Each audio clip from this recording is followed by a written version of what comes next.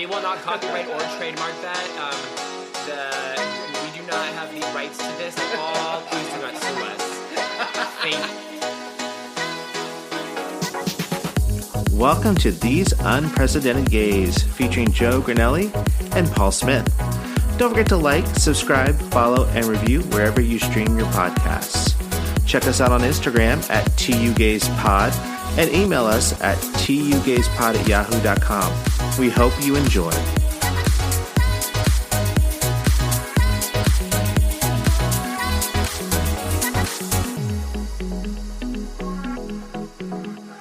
Interviews today for getting my Century Pass? No, Global Entry. Yeah. There's nothing anywhere. What do you mean? So we have to travel. There's no place to... Yeah. So because I got Global Entry on arrival. Oh my God. I have to show you guys. My Global Entry picture is terrible. Because he looks tired. I don't look tired, but I kind of look like a Russian spy that's like trying to look American. Like, right. Like, because I had taken the picture after I had gotten into Newark. And I had already been pissed because it was like a long travel day from Spain. But like, I didn't know they were going to take a picture of me. And then like, the guy was like, oh yeah, it'll take like, 2 to 3 weeks to like get your thing. And I got it like maybe a week and a half later. And I'm like, oh my God, what is this? And I open it and it's my like Century card. And I was like, this is really bad. It's not a cute picture. Because I was like, oh, if I would have known like that's what it was for, I would have like... Yeah, but they tell you... Like, even when you do, like, your passport photos and stuff like that, they're like, white wall. Yeah. You have to stand up straight. Don't smile. Look directly into the camera. Yeah. Oh, my passport picture, I smiled. Like, I love my passport picture. I remember, because we went to, God, we had to go to, like, a CVS or something. Yeah. Because we had to renew it. This was You had to renew it. I had to renew it. When you were going to do Iceland? Right, yeah. And so... I was like, oh, well, like, can you just, like, take a picture of me? And that's not the thing, because you have to go to, like, a passport picture provider, and then, like, they give you the picture, and I was like, oh, like, okay. Like, I was like, okay, smiles. I'm just like... And I was like, okay. And that's, like, kind of like my driver's license picture, and I actually have a driver's license picture where I'm smiling, and the lady, I was like, I vividly remember, I was like, can I smile? She was like, I guess, and because like you're not supposed to smile in those pictures, but I smiled in mine. I smiled in my Costco one. They love my Costco, but I got my Costco one done. They were like showing everybody behind the desk, like, look at this cute picture. Yeah. Hello. What is it called? Photogenic. Because I was like, okay. Because like I was standing there waiting. Right before she took the picture, I went. No, you did not. You smiled that like that big. Oh, I love it. I love that. And I'm Paul. And I'm Joe. And we're These Unprecedented Gays. Yes, back to your regular programming. Back again. Mm-hmm. I love the episode, though. Oh, you listened to the one with... of course I did. I had to quality control. With producers and being talented. He just wanted to look for lies. I mostly was listening for Nick and just seeing, like, what kind of shit he was talking. But my favorite part about it is that you were, like, in the beginning, like... I'm not going to talk. And then, like, you slowly started talking more. I started opening up. Right. And it was, I don't know if you know, this is, like, a very, like, far-fetched, like, comparison, but I Believe I Can Fly by R. Kelly. I know he's problematic, but the song, it starts off, obviously, like, very soft, and there's, like, little woos that he does, and towards the end of the song, his woos are, like, really loud. So listen to that later, and listen to the woos, because it starts off, and he's like, woo. And at the end, he's like, woo. And, like... It's progressing, and that's how I felt like your journey was. The R. Kelly woo. You were the R. Kelly woo. I was like, which part of this am I? Am I getting peed on? Like, where am I going with this? Okay, I actually saw R. Kelly in concert because... Did he peed on you? No. But my friend Trevor, when I was living in Oakland, he randomly, like, called... It was one of those, like, call into the radio stations, which, like, no one does that. Like, and I was like... Okay. Oh, do you? I've done it before. Like when I was younger, I was like trying nowadays, to win concert tickets. I mean nowadays, because like, do you listen to the radio? Thank you.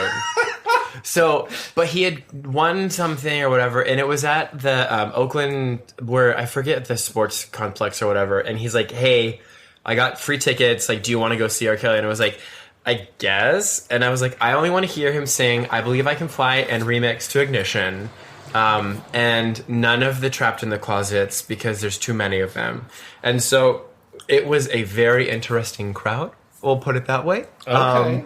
But yeah, I saw R. Kelly. I don't know how we got here. I listened to the episode. That's what it was. Okay. Cool. So how was your week? Well, that was part of my week. I was doing quality control of your guys' episode, but most of my week was just kind of like finishing up moving my old stuff from my old apartment. Yeah, because you got rid of your old couch. Wait, hold on. How is that quality control if you're listening to it after it was it's been published? produced? Post distribution. It's like when a drug is in the market. It's post market observation and surveillance. So I was just ensuring that the audience. I was being a listener, ensuring whatever. We had 80,000 downloads this episode. I know. I think actually that one got like 200 something, right? Yeah, we did pretty good. Yeah. Thank you, audience. And you guys, it was fun to listen Let's to. just put it this way. We didn't do worse than you guys. Wow. No, I mean, we didn't do better either. But Right. it was like, at least it marginally, we are marginally We better. kept up the good name of the Two Gays. Right, you didn't. We kept bring this- down the. Right. We kept the steps shearing. You weren't an anchor to our ship. Although so. this is more like the presidency, you do things in your 4 years of office, and then you Right. might see the effects. Right. 10 years And later. then I was just going to So, say, like, we built, this. you may and- see a surge next week. Right. Yeah. No. So I'm sorry. Tell us about your Yeah, no, so, God, the fucking, so I got back from Europe and I was like, oh, I have like a couple bags of like things to move. No, I don't know what I was thinking, and I had to also un-DIY everything, because like I put contact paper on the countertops, I put new light fixtures in, I changed out the faucets, and so I had to basically do all of that, which is why I wasn't able to go to your guys' like the film festival that you guys went to, because I like gravely underestimated the amount of work that I had to do. So it was like, oh, I'll just go to my apartment, it'll be like an hour, and like 5 hours later I'm like, fuck. So that was like the bulk of my week. And then let me look at my notes. You did have your own mini film festival. I did. Didn't you watch the Greek wedding. My Big Fat Greek Oh Wedding yeah, 3? yeah. Oh my god, you guys know my life more than me. Thank you.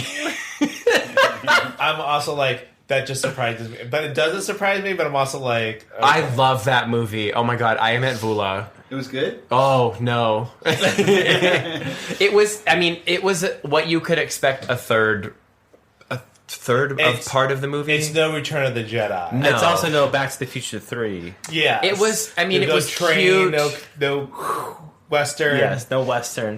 It was cute, but it wasn't like the original. And they had like some fun moments, but I wouldn't say like go rush out to the theater to go see it. It's no Barbie. No. Which I think is going to be streaming soon, and then I'll watch it. Yesterday.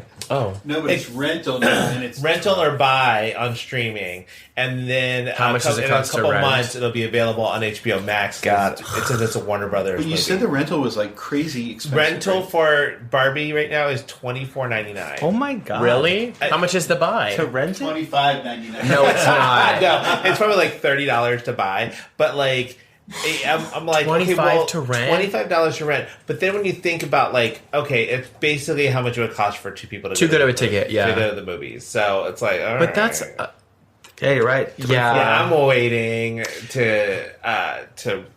I'll wait till it comes out on HBO Max. That's just smart, because if it will come out on HBO Max, I'll wait a few more months. Yeah. To watch well, it. plus I'm like, I still haven't watched The Little Mermaid on Disney Plus, and I haven't either. Elemental just came out on Disney Plus. I haven't either. Oh. Yeah, I saw those as well, and I was like, should I download these? And I was like, I probably will cry, and I didn't want to like cry on the plane.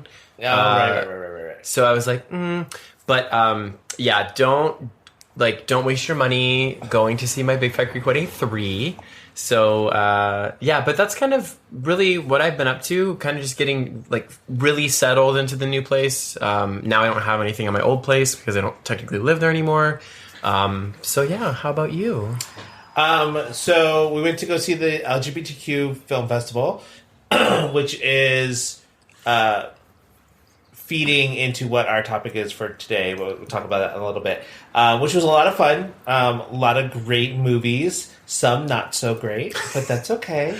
We loved the the birth and wealth of LGBTQ availability out there in the film industry. Which ones didn't you like? You know what? I'm like, No. Well, just like I really loved. There were a couple that I really loved. I really loved Big Boys, which is about Big no, it's Big Boys. Boys. With a Z? Boys. No, with an S. I just say it with a Z because I like it. Boys. And so that was a great one. There was one that was called 3 Nights a Week, which is about a French guy and who falls in love with a drag queen and stuff. There was a couple of shorts there was one called June that I really loved that was really funny. Scissor in Your Ear. Scissor in Your Ear was super funny. Oh, interesting. So, yeah, there were a lot of great ones. There were some that just weren't so great, and there were some that I was just like, okay. Not getting that time back ever again. Well, because they're like okay. indie, right? Were they Yeah, more they're indie? all very indie. Yeah. Some of them actually, I think a couple of them were like a little bit bigger studio, but not like Warner Brothers or like Sony I mean or they something had like that. they had films with some mainstream actors like Billy Porter. I was going to say, I and think that's what you saw. Andrew Reynolds Right. were in, but honestly, some of those were the least favorite among. They were least favorite. They were good, but they weren't amazing. Were they? Is it because they were more obscure? No, and, like, just it was artsy? like the pace and the story. Okay. Yeah, I think when you're making a film that you're trying to be a little bit more mainstream, and you have to make some compromises, Right. and that changes the story. But there's a lot like that one film with Billy Porter. It was a good film, and it was like about a gay couple who were married and had a child, and they didn't feel the same way about being parents, and eventually they split up, and how they dealt with the normal human emotion of a marriage breaking up, and it didn't matter if it was gay or straight, it kind of was relevant. with the child involved. And they did do a good job of showing like the emotional charge of who gets custody and all that kind of stuff. It was well done, but it was just like, it's a story you've seen before. Yeah. Just in a different context. Huh. Right. We could have done shots though for every time we saw a butt on stage, naked butt. Oh my gosh.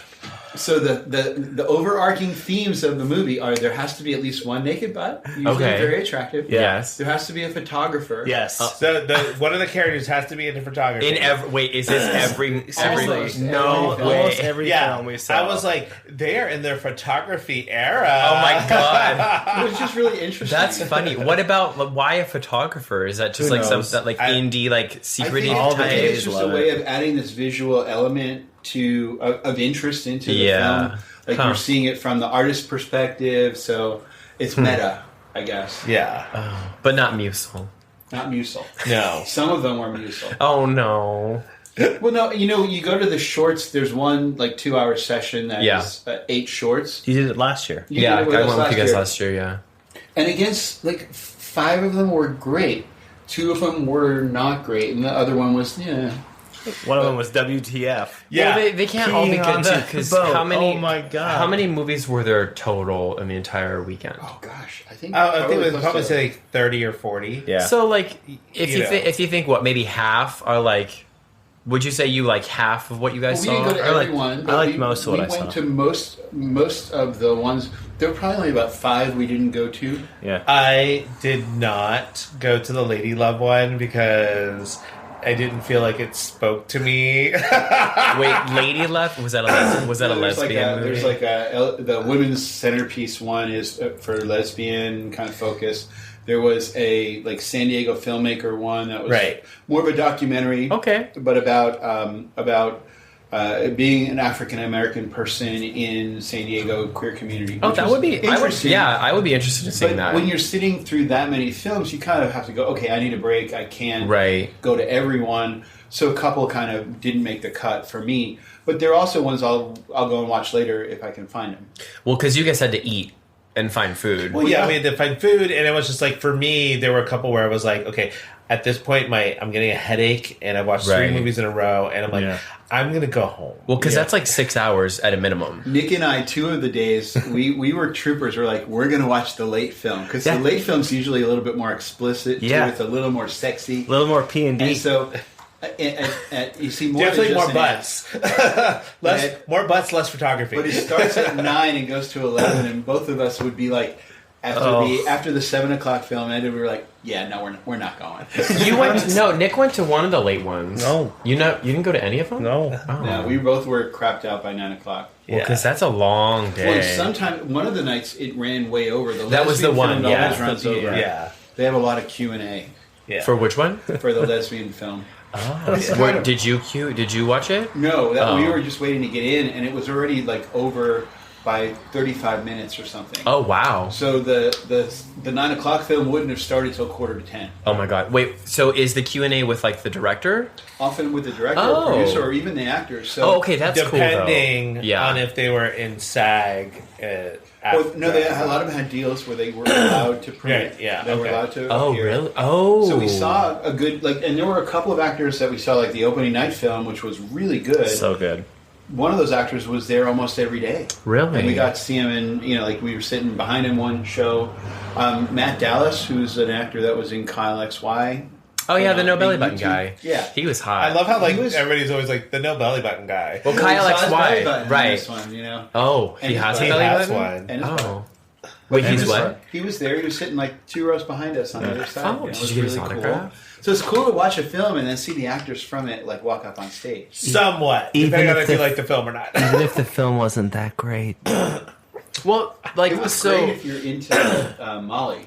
Oh, and into the TV special where they do the dip to blacks establishment shot of the house. It almost looked like they were doing commercial breaks. Oh like no! A regular sitcom would fade to black. Really? Made for TV special. That's the one I missed. Oh, you didn't miss anything.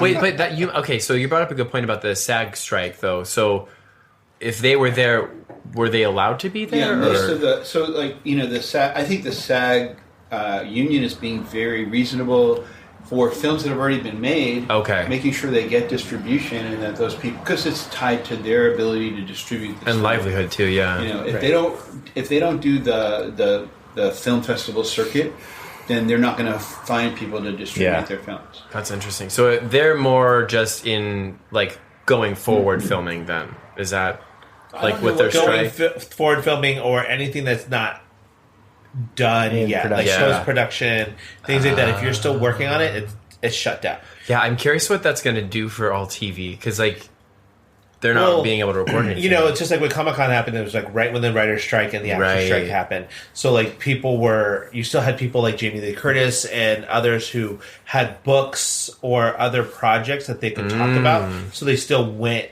to Comic-Con to bring that up. Do you not remember Lost during the last? Oh no, I remember Heroes because I loved that show. And that, Heroes, it was like season 1 was good, season 2, and then it was just like shit.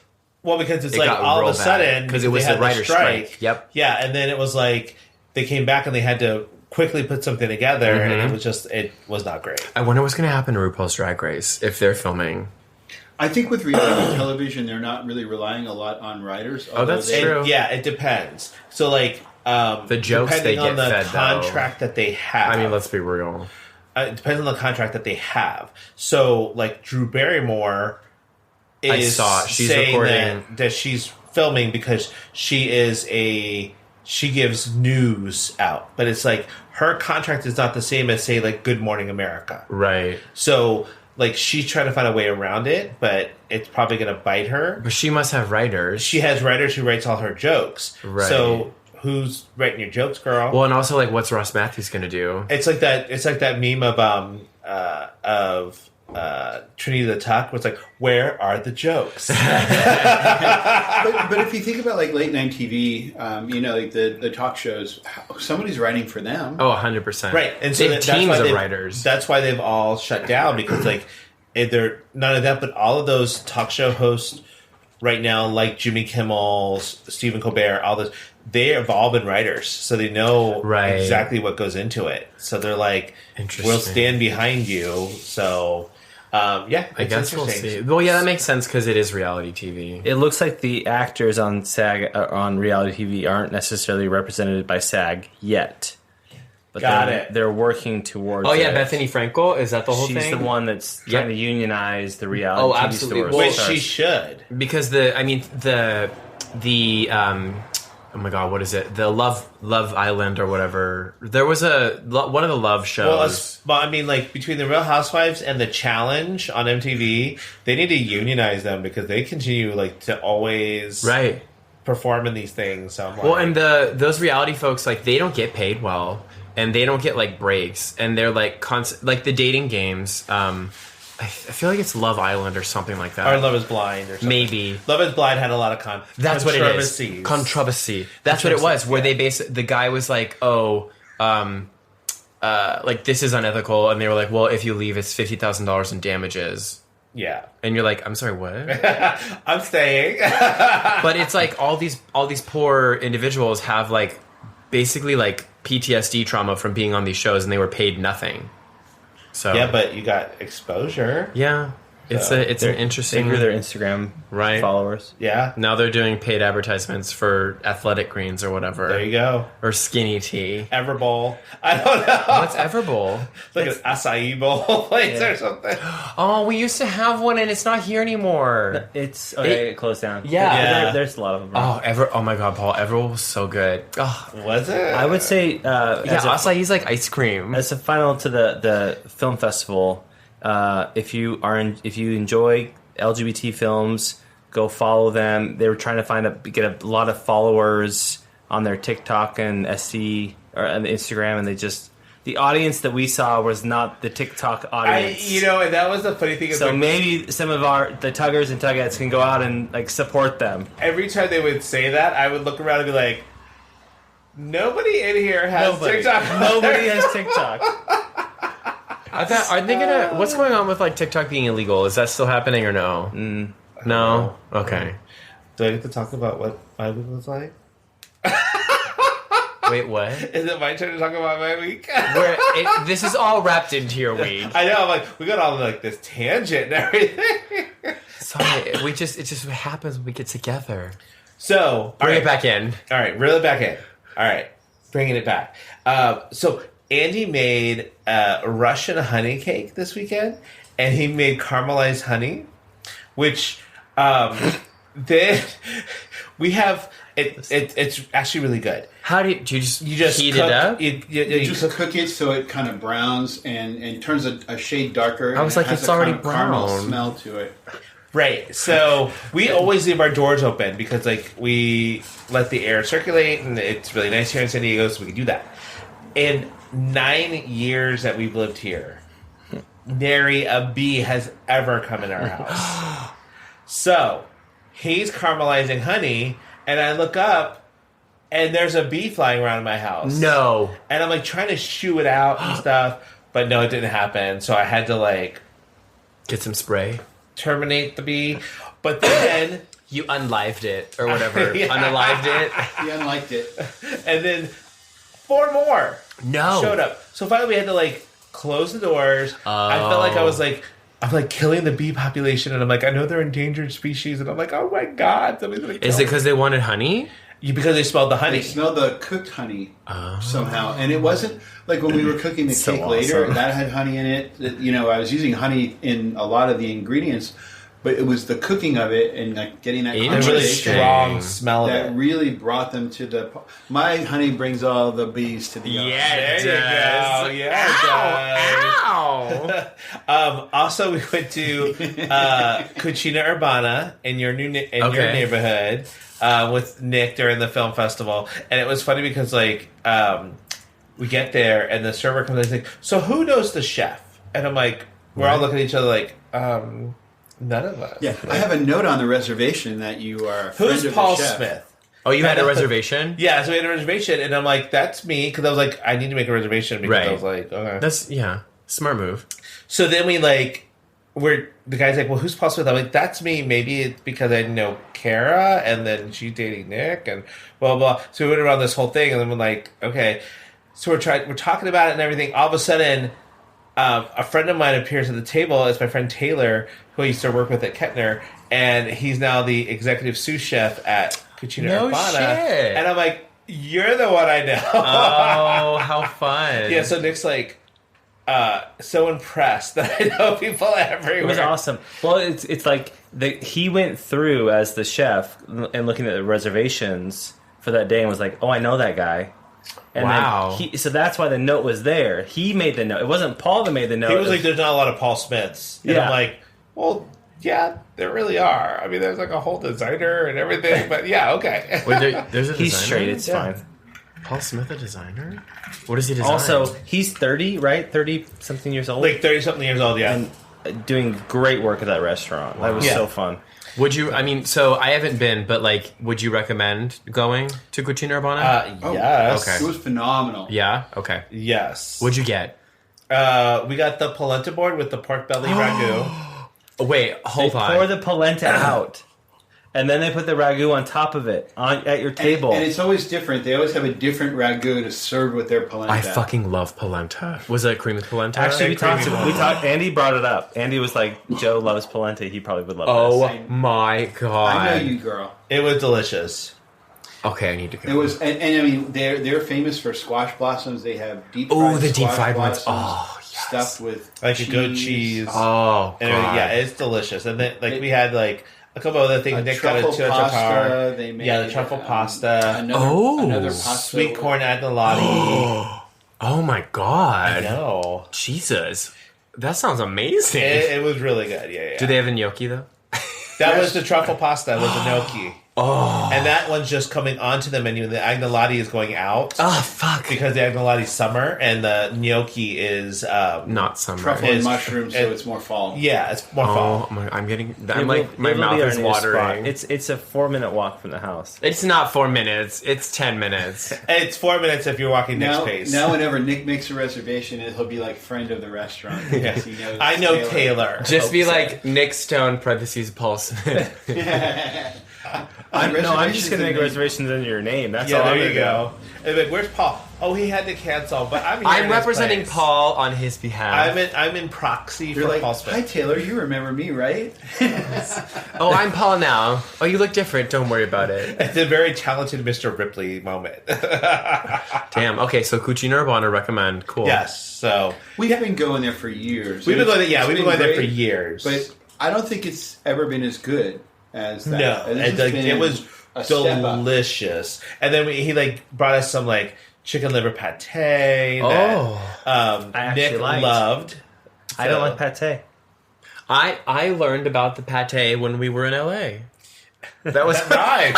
The LA pate. But every time somebody says chicken liver pate, all I think about is Jinx Monsoon. Why? Because in season 6, when she did Little Garden. Edie from Grey Gardens, she was like, I can never tell if it's a chicken liver pate Oh. or giblets for the cat. Oh, there it is. During Snatch Game, right? Yes. That was a classic. So Snatch game. every time somebody says chicken liver pate, that's what I think of. Unrelated, but also related to Drag Race. I learned today that apparently Trixie and Katya, they had a falling out. Did you know about that? Oh, did you watch the YouTube video? I did? Yeah. Is it Drag Tea Serve with Matt? Yes. Wait, what happened? I started. Well, it was a while ago, and they're back together. They're back together, but it was during when she was filming Moving Parts, her documentary. There was this whole thing, but it was also because Katya was relapsing or Dealing something, dealing right? with, Relapse, dealing with yeah. chemical substance abuse. yeah. So I was because I was thinking I was watching that before I came. about watching that. Say what? I think it came out a couple days ago. Yeah. But I was like, oh, this because it was interesting. I mean, that just shows you the clickbaitery of things where it was Trixie and Katya falling out, and I was like, what? And then I clicked on it. So good job with your titling, girl. I have to apologize to our listeners. I am coughing like crazy because I've been dealing with this viral cough that's been going around. She's viral. She viral. She got 2 million downloads on TikTok, girl. She viral. I thought you said tooth million.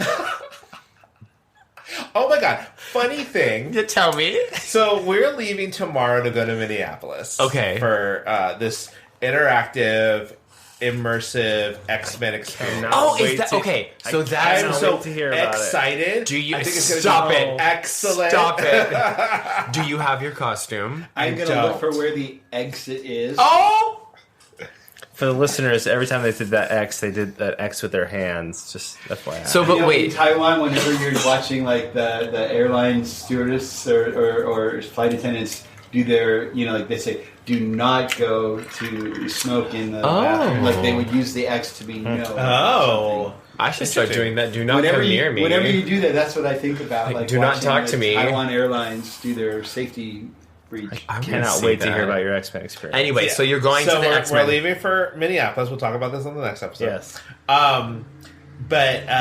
So we're there for a couple of days. I already have plans for Andy and I to do stuff. I don't have my costume. Are you wearing a costume though?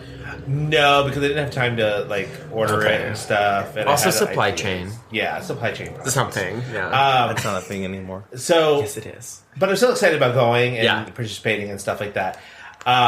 So we leave tomorrow morning at 6:35 on Southwest. I'm at work and I talk to my doc and I'm like, "Where are you guys going?" He's like, "We're going to Kentucky." And I'm like, "Oh, when do you guys leave?" I'm like, "Oh, I think it's 6:30 in the morning on Southwest." And I'm like, "Please do not tell me we're on the same flight." Why would you be? Oh, because he goes up and then down. Right, because Southwest is a hub and spoke. Yeah. So you have to fly from one hub to another and then fly out from there. So he's taking the same one to Chicago Midway in the morning, and I'm like, but are you guys? Wait, so do you have a layover?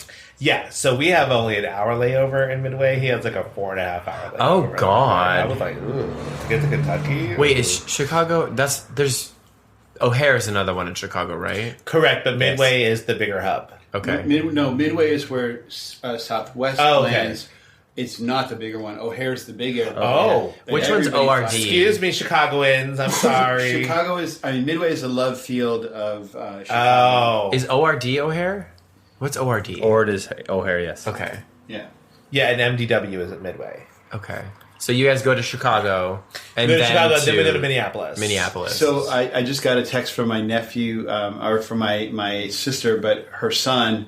Our nephew needs to interview an experienced baker, so I'm getting interviewed at early in the morning Friday. Oh, to I guess be someone's class project. Oh my God! I'm just flattered that she thought I was an experienced baker. Yes, you are. Hello, you're a master baker. I'm a master baker. I master bake every day. Yeah, you do. So with that burnt honey. Are you gonna sit next to the dock on the airplane? No. Well, and then when he's like, I go in this morning and he's like, A2, A3, and I'm like, get out of here. Wait, A2? A2 and A3 is his boarding position.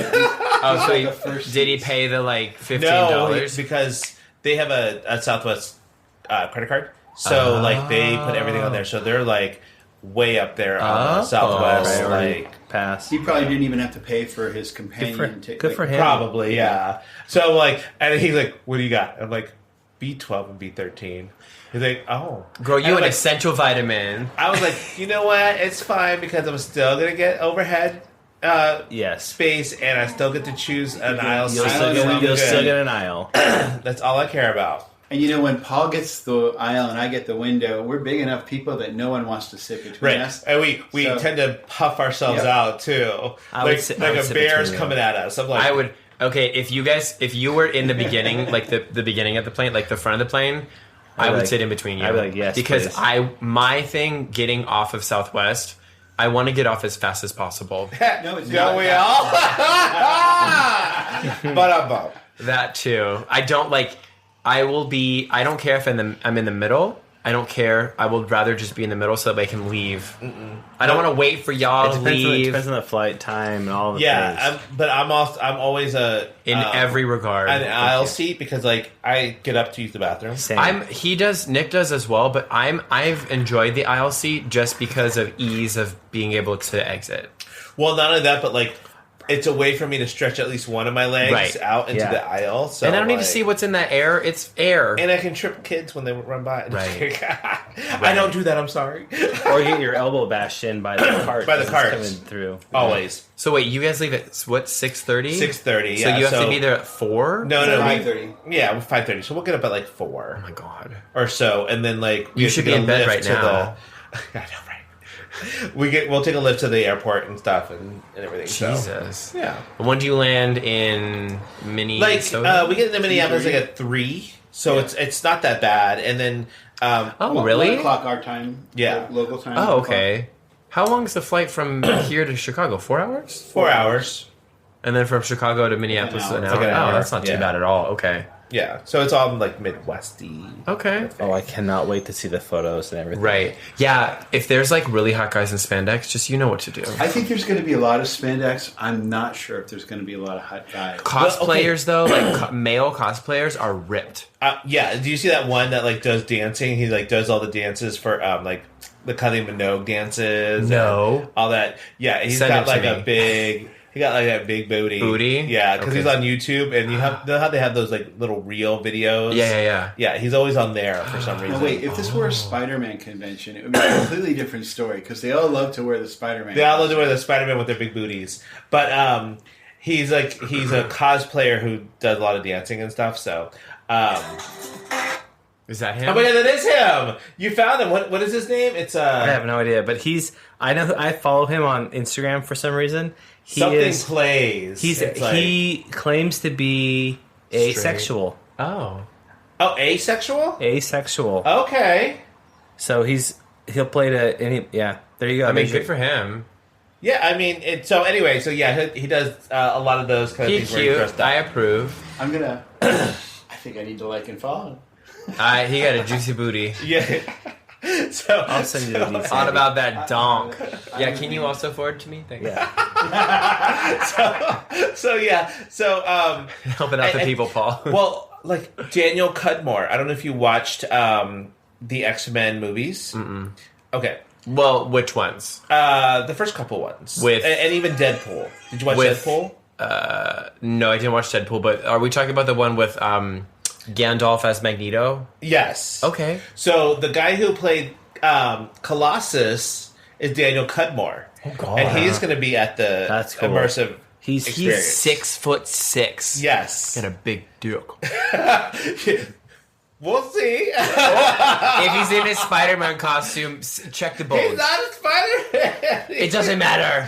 He's not Spider-Man. What did he play? He played Colossus. It Okay. may be cut more, it may be cut less. Oh. We'll see. Yeah. And then also Casper Van Dien, who was like in Starship Troopers and stuff, is going to be there. I always thought he was like, when he was younger, I thought he was cute. I'm not sure how he's aged. I think he's aged okay. I love that movie too because that was one of the first movies I saw. Like Starship Troopers? naked dude. Okay. Because they have a shower scene. And you were like, you were trying to rewind it and watch it over and over again. Well, when was that? When was this made? I don't know. Starship this Troopers movie. is an old movie. A while ago. 2000. Nope, that's No, 1997. I was like, 2008 was not that long ago. Funny story. I don't know if I told this before, but I was in LA and we were at Planet Hollywood or one of those type restaurants, and I look over and the actress who played the general in Starship Troopers was at a table, and I got a picture with her at that time. Oh. So I was just like, oh my god, that's so cool. not Denise Richards. No, it wasn't. I know it was Denise Richards, but no, it wasn't her. It was like somebody older. It wasn't Rue McClanahan either. Oh. I forget who. She was in that? Yeah. It But had a anyway, cast. but I saw her there, and I was like, that's so cool. Yeah. Interesting. So you're gonna enjoy that, and then take all the pictures of men in spandex and send them to me. Thanks. You're welcome. I'll see what I can do. So anyway, let's get to the topic for this week. Well, I was gonna. Oh, wait. Right, We can't get to girl. the topic. We got to do our regular segment. It's time for Mouth to mouth. Mouth to mouth resuscitation. Thanks for helping out with that, Andy. I laughed. I also laughed when you guys did it. I was like, oh my god. It's kind of fun. I know it is. So, what are you obsessed with, Joe? What's keeping you alive? I think I have 3 things. Okay. Well, I kind of talked about 2 of them, but so first and foremost is pumpkin spice because I didn't have time to get it. So I'm like finally back into America and getting my pumpkin spice fix with Starbucks. Okay. I don't Not get with anything else? No, I don't get the pumpkin spice latte because Okay. I'm not a latte person. I just do a cold brew. I'm also obsessed with finally being in our new apartment, after being away. And then lastly, I'm obsessed with your guys' episode last week because it was just great. The producer episode was fantastic. I loved it. Those are my obsessions. What are you obsessed with? I am obsessed with Glow Up.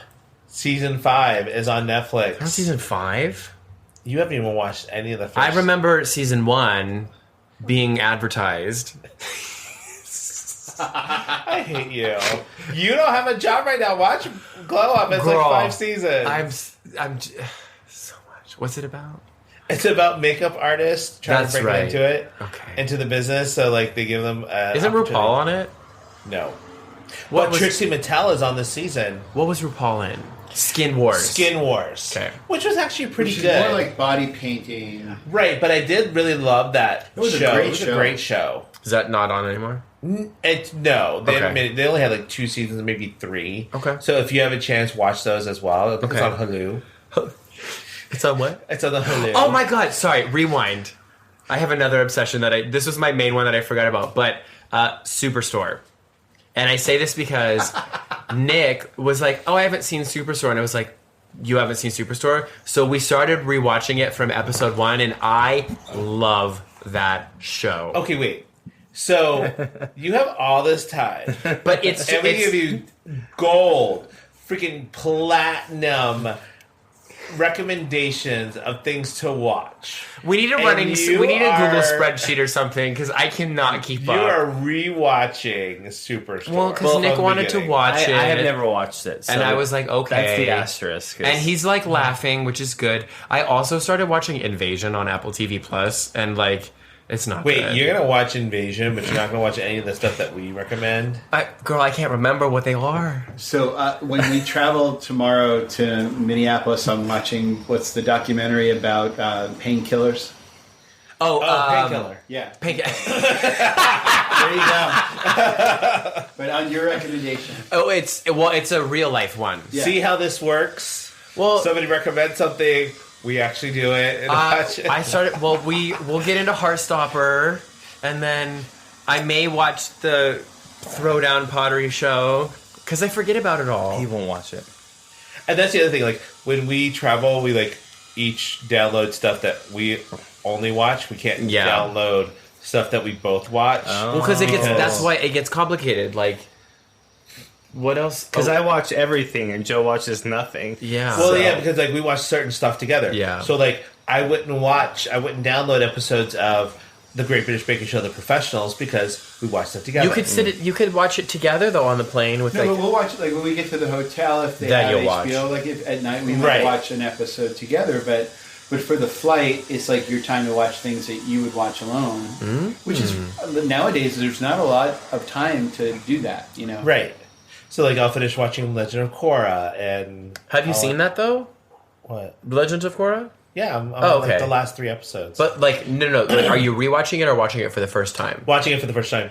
Oh. Yeah. I love that. Okay. Yeah. I love that journey for me. Yeah. So anyway, you were obsessed with, what was it? Glow Up Glow on Up. Netflix. That's my obsession. That's all? You only have one? Well, I am also obsessed with the movie Big Boys. Okay. Because if you have a chance to go to a film festival good. or even check your local indie film theaters. They just got distribution, so Right. it will be coming out. So it will be coming out. But check this out. It's called Big Boys, and it's a movie about a young kid who is realizing that he is gay, and he likes men of a certain stature. That Big was Boys. so professional. I know, right? Men of a certain stature. And it's played by a kid who's 16 years old at the time it was filmed, and He was 14 at the time of filming, and he's 16 now. he was 16 at the time of filming. The character was 14. Oh, yes. But he was 16. He's 17 now. Okay. And he was incredible. Really? Yeah. And just I even talked to the director and told him I really loved his movie on the way into another movie after his, and he was coming out. I told him I really liked the movie, and it was I also loved all the little isms that the kid had, that made me think of myself and stuff. And he's he just brought that. He didn't even ask him to do that, but those are the things he did. And I was like, that is so cool that somebody so young thought of that kind of stuff. So would you say that you felt like there was a representation in that I felt movie? like I saw myself personally in that movie, and yes, it was represented because I also love men of a certain stature.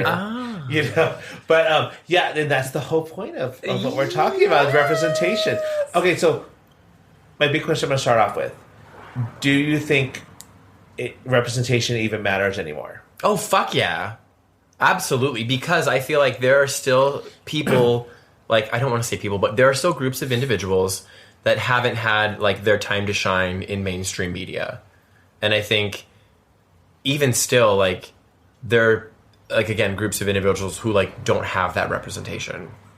Right, which is interesting because it's like we have a history of, like, especially within film, where white actors can play different ethnicities. But when you change the ethnicity of a character who started off white, or, you know, what you consider Caucasian, people get really upset. Like with the whole... I'm a little off-white.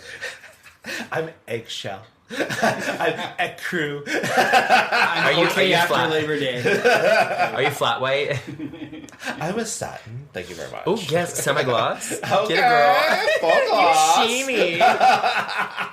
So anyway, but like, you know, people got upset with like Ariel, the Little Mermaid. Yeah. And then there was a character within Star Wars not too long ago with Kelly Tran. They all got upset because she was a woman playing this particular character. Oh my god. And an Asian woman at that. You know, and it's you know, even there was some pushback when they changed Nick Fury from when they put Samuel L. Jackson in that role. There was some pushback on that too, because he was a black character playing a white character in the comic books. Oh, I didn't know he was white. Oh. Yeah, in the comic books, Nick Fury started off as white. Oh. Yeah. And then they changed it because it was so good. So why do you think representation is important? Because I know, growing up as a gay Filipino, like half Filipino, half white person, like I did not see a lot of who I was. Like, of course, there was Alec Mapa. Right. Like I had to find him, and then there was like BD Wong.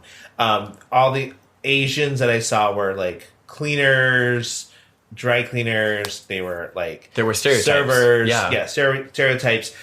You also had like the first Asian film that I watched that like but it didn't even it touched me, but it wasn't my experience. Was like the Joy Luck Club, because that was like an all Asian. Like, I think oh my god, Joy Luck Club! It makes me cry every time because it's like it's told through the story of Asian women who had to do certain things for their families. So it's like there are stories of how they got to that point, and it's just it wrecks me every single time. It's like still Magnolias, but all Asian. Okay, so so it was like seeing that, and it's kind of like, you know, changed a lot more. And I feel like right now it's also very important representation because like Gen Z is very open and vocal about like wanting to make sure that they're seen at all times. Well, because I mean, kind of to answer your question, Andy, like I think it's almost imperative and like a requirement. Like with the Little Mermaid, when they changed Ariel from white to black, like I remember seeing Instagram videos where it were like little black girls would see that and they were like, oh my god, she looks like me.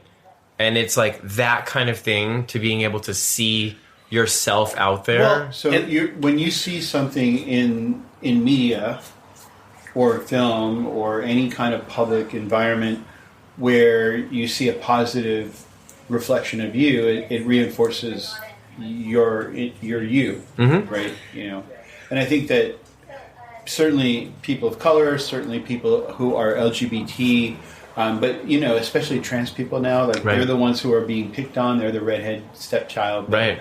But to see them get represented in film in very traditional roles is such a powerful thing. And some of these movies that we saw had really great trans characters that a lot of times it wasn't even about their transness, Right. but sometimes it's just, and you've got people who, if they're in a movie or a show or something like that, and it requires a trans character, why is that character not being played by a trans 100%, person? yeah. But also, part of it is also like, okay, but yes, it's great that it's being played by a trans person, but is that the best person for the role? Are we doing representation just to do representation because it makes sense, but then is it taking away from that experience because that person may not be the best choice for that role? So I think there's two sides to that, right? There's representation, which is this character someone I personally can relate to in my journey of wherever I am, right? If I'm trans, I want to relate to this trans character. Whether that is played by a trans person or not is another layer of representation that you say, okay, in the industry, when I look beyond the story of the film or TV show or whatever, there's more to it. Right. And that's important, but they're two different things. And I think for the child watching, they don't necessarily know if that person's trans or not, but they're seeing, like when we grew up, gay representation on TV was you were either a clown or you were the person dying of AIDS, right? I say that as the straight person through most of that time period who wasn't out and wasn't in touch with, my true self. But like my vision of queer people was that it was a tragedy or a comedy. Right. And you were either one or the other, and there was no in between. There was no normal life. Yeah. And that's something we see nowadays in media. We see normal, like Heartstopper is a great example of these kids going through normal life. Yep. One's trans, others are bi, others are gay, and it just doesn't matter. It's just their story. Yeah, and I think I had that as kind of brainstorming on this topic where it was it was really kind of what you're saying, Paul, is back in the day, whatever you want to call it, in my youth, it was very stereotypical because my upbringing, it was I was either going to be Will or I was going to be I almost said Grace. I was either going to be okay, girl. I was either going to be Will or I was going to be Jack, and that mortified me to have to pick that two extremes because like Andy said, there wasn't a middle ground. Yeah, but before that wasn't was Billy that Crystal also on Soap. That Right. was your primary gay relatable character. What were we going to say, Nick? Wasn't that one of your first experiences seeing somebody gay on TV? Was Will and Grace? Yeah. But see, back then, nobody cared that Eric McCormick was straight. Yeah, Right. nobody And that did. he was playing a gay character. He played it very well. Yeah, and it's I think you're right with that. I mean, I agree. I think we get a little into the weeds when it comes to hey, because what Andy said, there's layers to it. You know what I mean? An onion. Right. It's like Shrek. We're always back to it. And always goes back to Shrek. That was was that our first Shrek? Our Shrek I am reference? so glad they had a Shrek movie because I think ogres deserve representation too. but with that being said, I thought you were going to be something reality or that was something from the heart, and I was okay. But you also had Eric Stonestreet got some pushback because he played Cam on Modern Family, and he was a straight guy playing a very flamboyant, almost caricature, what they considered of a gay person. But I have Modern Family as one of the things that kind of impacted my life because they portrayed a gay couple that could be married and have a family. Exactly. So it's listen, I get the argument where it's gay people should play gay roles, but if that at that time gave the mass media or the mass population an ability and an insight to see something, then I think that was a good thing. And I agree because it's I watch a movie and then I hear that when I watched Coda, which was children of deaf adults, watched it, thought it was an amazing movie, loved it, and then come to find out that the two parents are both actually deaf actors. Of course, I knew Marley Matlin was, but I didn't know that the guy who played the husband was. But to find out, it's that made that experience of watching that movie that much more exciting. Well, and I think that we're much more in the know about the industry as adults than maybe impressionable kids are. Yeah. And it doesn't mean it doesn't matter less. It matters a lot that these people who maybe aren't getting parts. You see it on Broadway. That was the big thing about like Miss Saigon, which was an Asian movie. Leah Salonga, Filipino. Yeah. Loves Leah. But I mean, Miss Saigon, a big part of the controversy around Miss Saigon were that sometimes there were white actors playing Asian parts, and it became very tainted. Yeah. And not that that's wrong, but it was an opportunity. The play itself was an opportunity for Asian actors to play Asian parts, and a lot of them did shine in that context. So there's a side of it that says we need parts, we need roles that people can do, and if you're being prejudiced against getting parts because you're Asian or because you're black or because you're gay, then everything should be supporting you getting more access, right?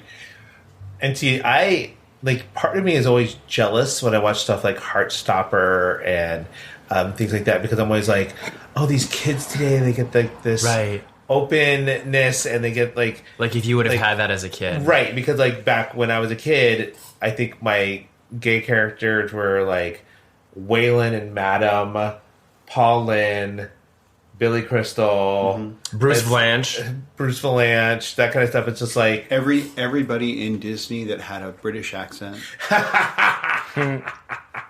All the villains. The villains, right? It's always the villains, because it's the gay guy or the neighbor. Jafar was. Oh, that was gay right there. You want to be Janir or Jafar? Well, so anybody that stupid. says, well. Wait, who says what? Well, yeah. Ooh. And I do love representation isn't just about for me, it isn't just about race or sexuality. I have that the gay sexuality and stuff like that. It's also about I love that there's representation of women who want to embrace their femininity and their sexuality and own that. Yeah, or different body types. Right. Because you have people like Janelle Monáe who's out there making music for women who are of all body types and whether they love women or not. Right. And just celebrating their bodies and everything. I'm like, okay, girl, I love your song about vaginas. Let's listen to it. I think Janelle Monáe, I don't know if it's she or they, but Janelle Monáe, what movie? Oh, the Knives Out movie. She was so good. Oh my god. But I think you're right with that. And I think for representation, I kind of focus a little bit on obviously LGBT, but it goes into disabilities. It goes into various other ailments that kind of plague the human population. What is the one I think you recommended? It's the guy that has autism. Not autism. That's atypical. Great. No, I never finished that. But, Special. With Ryan something. He has a muscular dystrophy. Muscular dystrophy. Yeah, but that right then and there gives people with that condition. It's oh, I have that. But with that being said, he had to write that himself and create that part and that show for himself. Because no one else would. Because nobody else was going to. Yeah, jeez. And then you have stuff like Sia, who gets a movie made about a young girl with autism, but then doesn't use... An autistic person. That was a big backlash. I remember that. Yeah, she used Maddie Ziegler. She used Maddie Ziegler, who she uses for everything. Right, so, yeah. I mean, I'm really surprised that she used her, but that was... I forgot about that. Because that was I forget, but it was a lot of folks who have neurodivergency or whatever basically said this movie would never happen for us because it's flashing lights and stuff like that. Right. And it would be really troublesome. I forgot about that. Oh my god.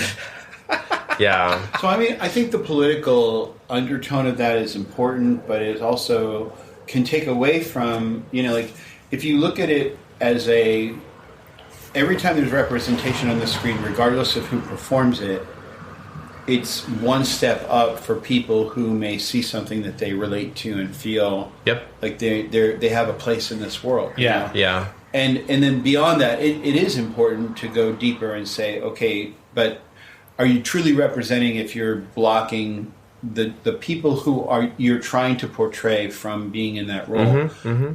But there's always an exception, right? You may have you may have a film that requires certain things that a person with a disability couldn't overcome, but maybe you cast them in 5 other roles. Yeah.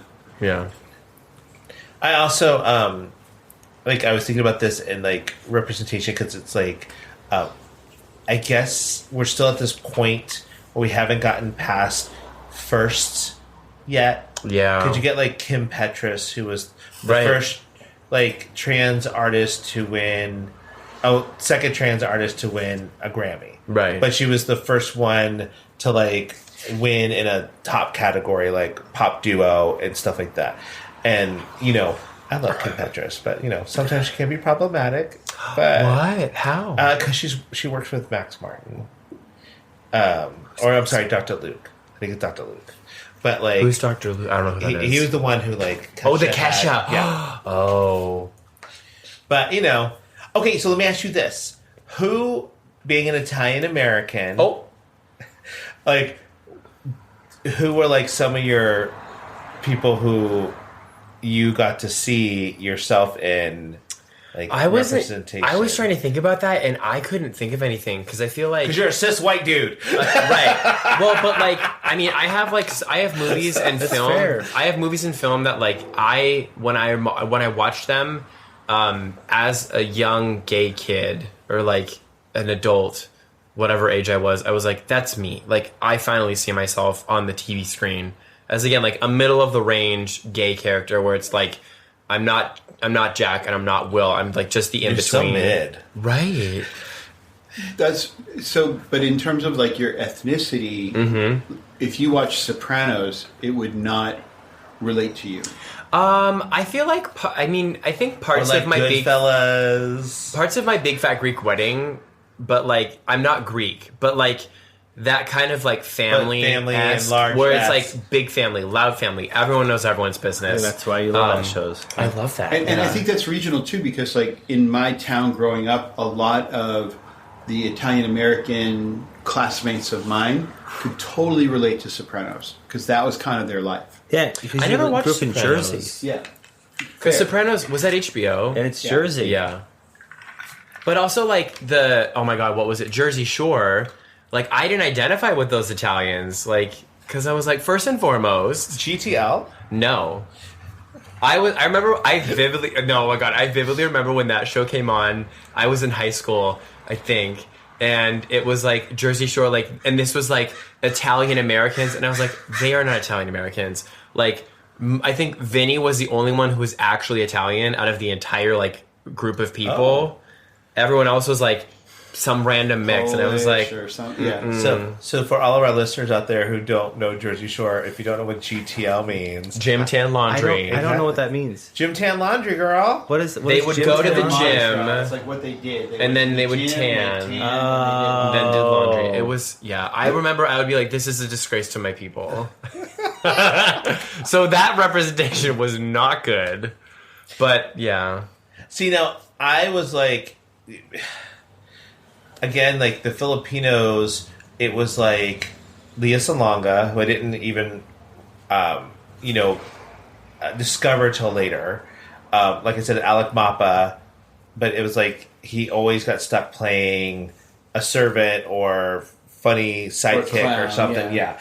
And it was also, but like in music, like Jocelyn Enriquez, she was a Filipino dance artist. And I loved her music because it was like this freestyle dance. And I was like, okay, yeah, I love her. Get it? Yeah. What about Lou Diamond Phillips?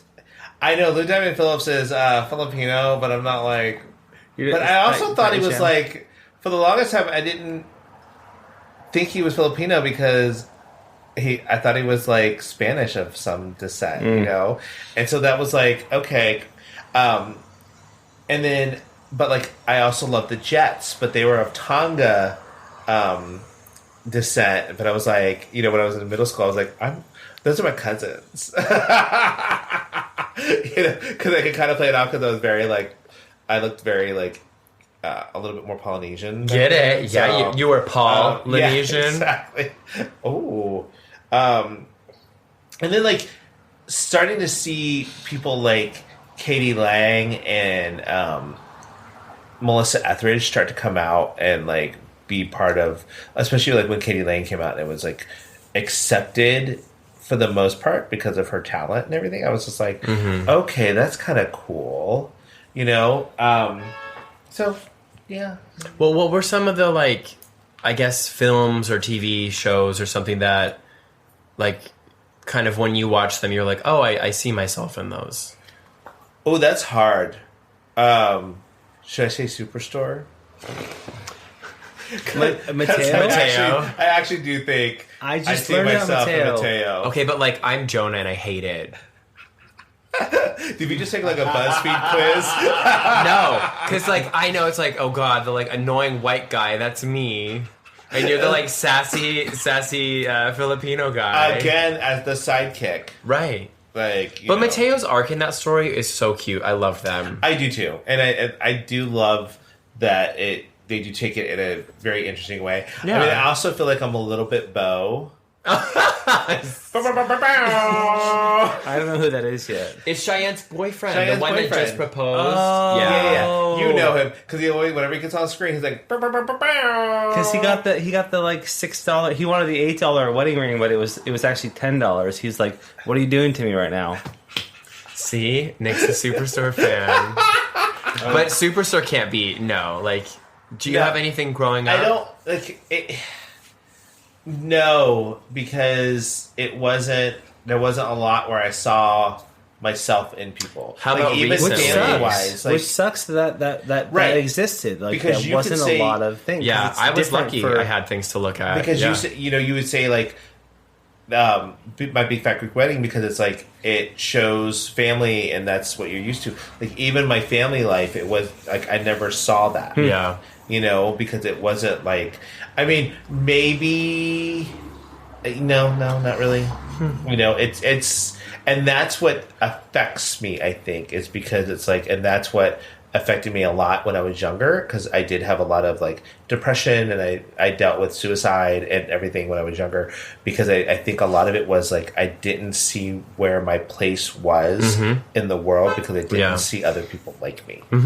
And if I did, it was because they were an AIDS victim, so I thought I was going to die. Yeah. If I was gay, I thought, you know, I'm going to get murdered because a gay guy always gets murdered and things, you know, and that's hard for a young person. So circling back just for a second to the film festival, it was interesting that one of the shows featured kind of an Asian family, and unfortunately they kind of gravitated towards those standard tropes of overbearing mom and dad, telling the kids what to do, not listening to the kids feeling immense pressure to succeed. And I know that those are somewhat based on truth in a lot of Asian families. Like the reason it can be funny or relatable is that it's true in a majority of families, but it didn't make it more...